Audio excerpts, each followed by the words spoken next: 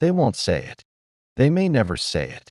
But if they could speak, without fear, without defense, without the need to stay in control, this is what they would be apologizing for.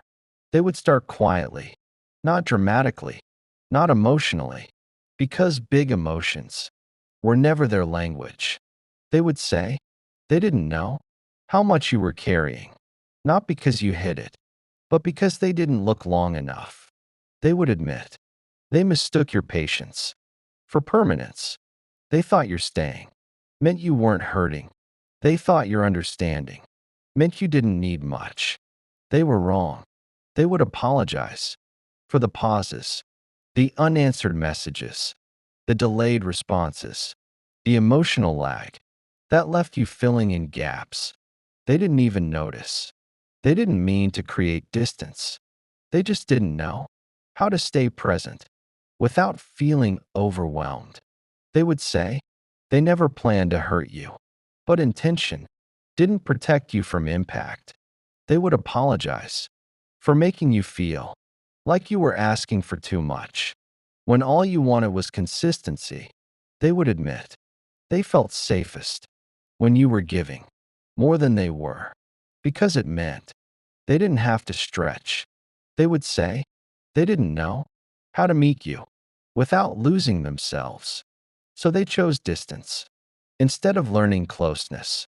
They would apologize for the way they left things unsaid, for conversations they avoided, for emotions they minimized, for moments they changed the subject. When you were trying to connect, they didn't lack feelings. They lacked access to them. They would say they didn't know how to hold love without bracing for loss. They would admit that pulling away was never about you. It was about regulation. Space helped them breathe. Distance helped them stabilize. They just didn't see what it cost you. They would apologize for the mixed signals, for leaning in just enough to keep the bond alive, then pulling back when it started to feel real. They didn't do it to control you.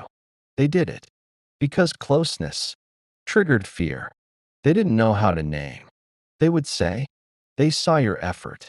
They just didn't know how to match it. Without panicking, they would apologize for how often you had to guess. Guess what they felt. Guess where you stood.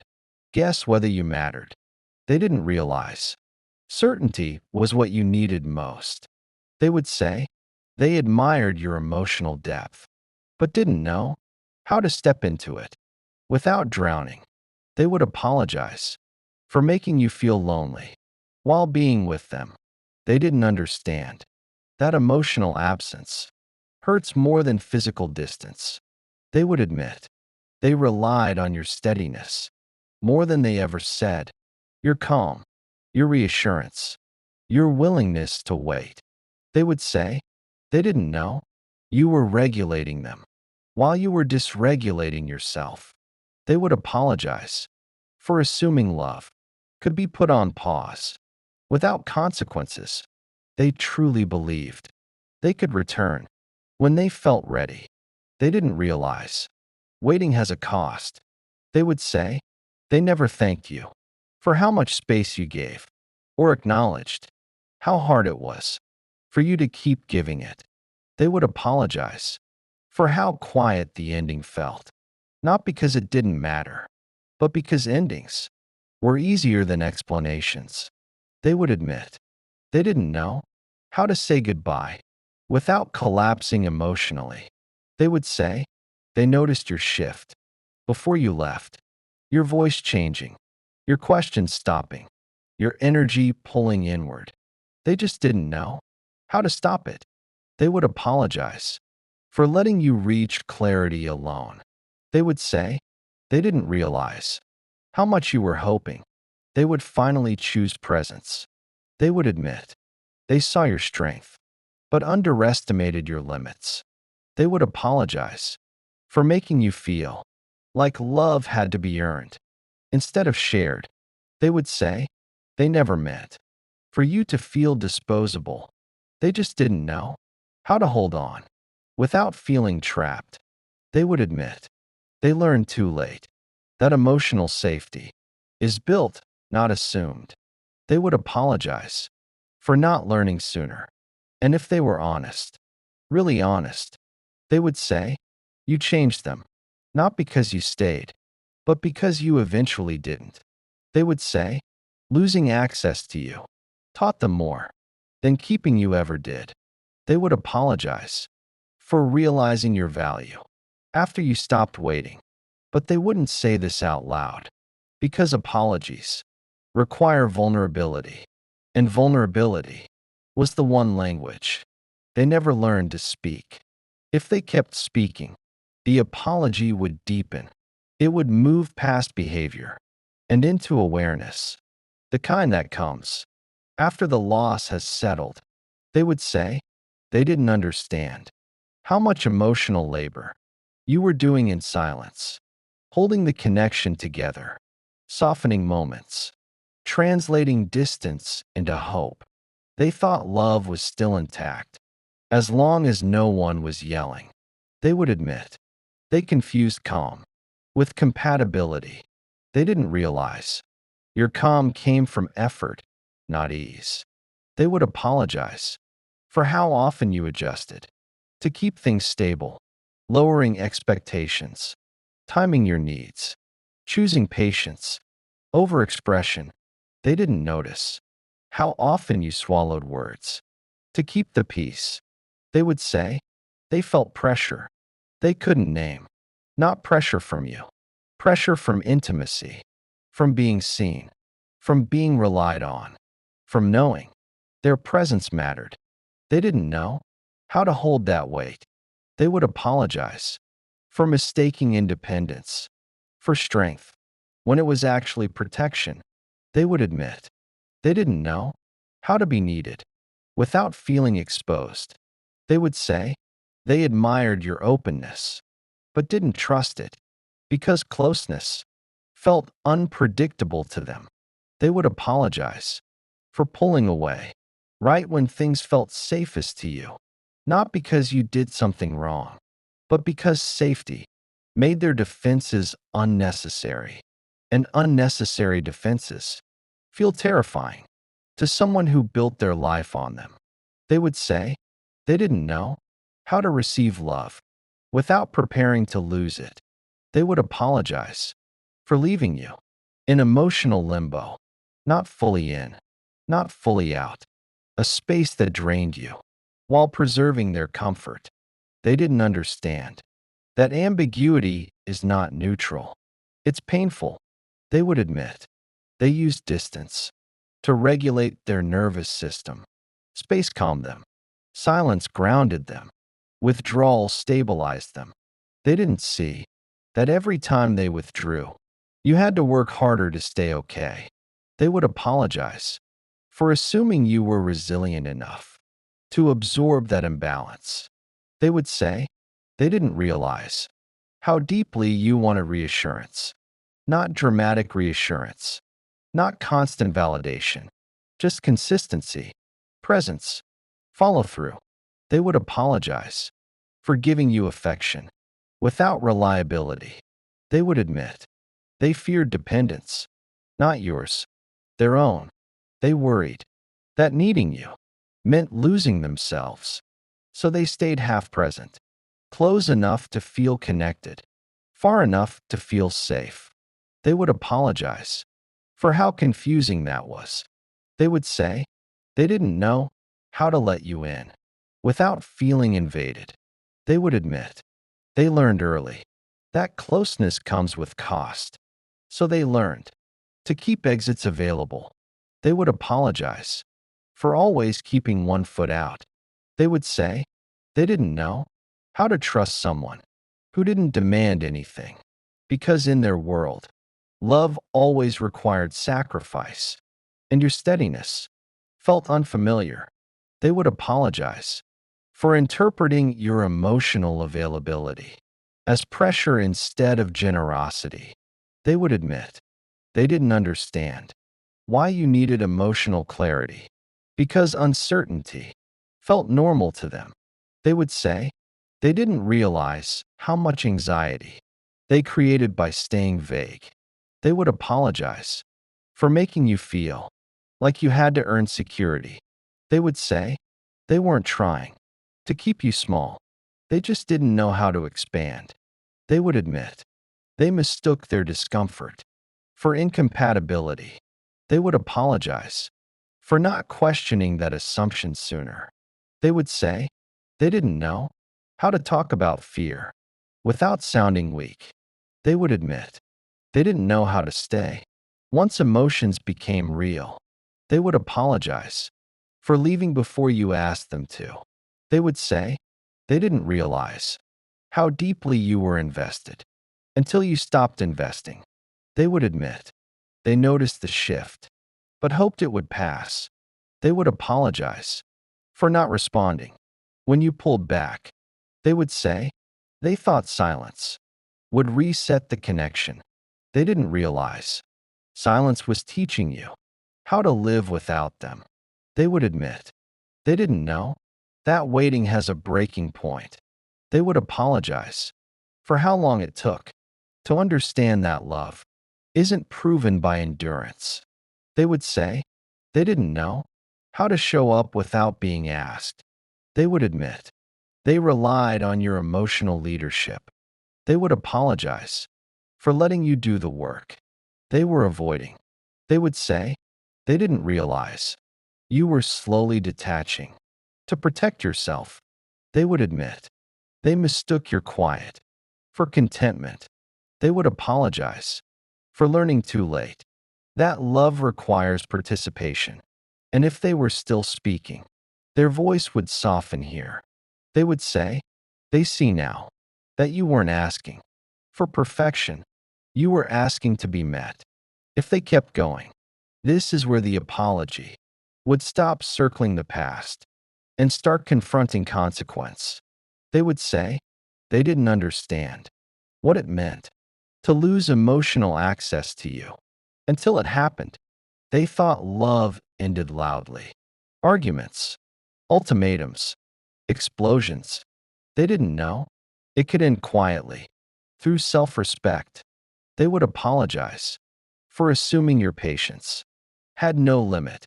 They would admit they didn't believe you would actually leave emotionally, not because you were weak, but because you were loyal. They confused loyalty with endurance. They would say they didn't recognize the warning signs because they weren't dramatic. You didn't threaten. You didn't chase. You didn't demand. You adjusted, and they took that adjustment as stability. They would apologize for not seeing that your silence wasn't peace. It was preparation. They would admit they noticed when you stopped asking questions, when your tone softened, but your energy withdrew. They just didn't know what it meant. They would say they didn't understand how powerful it is when someone detaches without anger. Anger feels negotiable. Distance feels final. They would apologize for thinking space would fix things. They would admit they didn't realize space was teaching you how to breathe without them. They would say they didn't know that emotional absence can train someone to self-soothe alone. They would apologize for giving you no reason to stay except hope.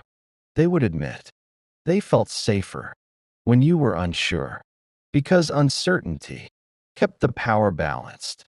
They would apologize for benefiting from that imbalance.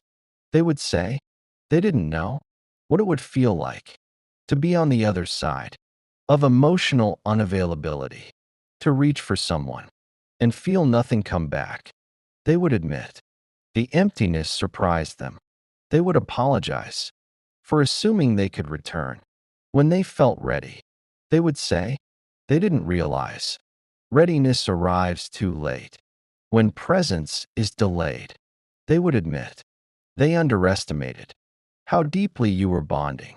They would apologize for how often you had to regulate your disappointment alone. They would say they didn't realize you were grieving while still in the relationship. They would admit. They thought grief only came after endings. They would apologize for not noticing. You were already letting go. They would say they didn't understand how much courage it took for you to stop hoping. They would admit that hope was the last thing keeping the bond alive. They would apologize for not protecting that. They would say they didn't know what it would cost them to lose you this way, not the dramatic loss, the quiet one. They would admit they carry the awareness now, not as pain, as weight. They would apologize for becoming clearer only after clarity was no longer useful. They would say they see now that you didn't walk away because love failed. You walked away because self-abandonment did. They would admit they learned something permanent. Some people don't leave to be chased. They leave to be whole. They would apologize for realizing too late that emotional safety is not optional. They would say they understand now that love cannot survive in half presence. They would admit they feel respect where they once felt control. They would apologize for the timing. They would say they know apologies don't reopen doors. They would admit they don't expect forgiveness. They would apologize because understanding arrived when it could no longer change the outcome. They would say they carry you forward as a lesson, not a regret. They dwell in, but a truth they can't unlearn. They would admit that losing you this way changed how they see connection. They would apologize for not being ready when readiness mattered. They would say, you didn't disappear, you resolved. They would admit that resolution is something they're still learning. If the apology had a final layer, this is where it would land. Not on guilt, not on longing, but on truth. They would say they finally understand that love isn't measured by how long someone stays, but by how safe they feel while they're there. They would admit they confused low conflict with connection. They didn't know that peace without presence still hurts. They would apologize for not recognizing how emotionally alone you were, even when you were together. They would say they thought giving less was a way to protect themselves. They didn't see they were asking you to carry the weight for both of you. They would admit they didn't know how much strength it took for you to leave quietly, because quiet leaving isn't impulsive, it's resolved. They would say they didn't realize you stopped waiting because something inside you finally felt complete. They would apologize for assuming love should feel uncertain. They would admit that certainty felt foreign to them. They would say they see now that you didn't need more time. You needed reciprocity. They would apologize for learning that after you no longer needed them to understand it. They would say they finally grasp that people don't walk away when they stop loving. They walk away when they stop abandoning themselves. They would admit they thought independence meant not needing anyone. They didn't know real independence is being able to stay. They would apologize for equating vulnerability with loss of control. They would say they see now that control cost them intimacy. They would admit they didn't know how deeply you mattered until access was gone. They would apologize for realizing your value after you stopped proving it. They would say they know this apology doesn't reopen the past. And that's the point, because this apology was never meant to pull you back. It exists to validate what you felt while you were still there, to say you weren't asking for too much. You weren't imagining the imbalance. You weren't wrong for needing more presence. They would admit you didn't fail the relationship. The pattern did. And if they were brave enough, they would say, thank you Thank you for showing them what consistency looks like. Thank you for offering safety. They didn't know how to return. Thank you for being the moment. Their avoidance stopped working. But here's what matters most. You don't need their apology to be real, for it to be valid. You don't need their awareness to justify your leaving. You don't need their regret to confirm your worth, because the truth is already in your body. You felt the imbalance. You carried the silence. You noticed the effort gap. And when you finally stopped waiting, you didn't lose love. You reclaimed alignment. If this video put language to something you lived through, if it helped you feel seen instead of dramatic, if it softened the part of you that wondered whether you asked for too much, stay here. Subscribe for more truths that center clarity, self-respect, and nervous system safety. Like this video if you're done waiting for people to become present, and share it with the version of you who needed permission to stop explaining and start choosing themselves. Because sometimes the apology you never receive is the confirmation you were never wrong. And the moment you realize that, you're already free.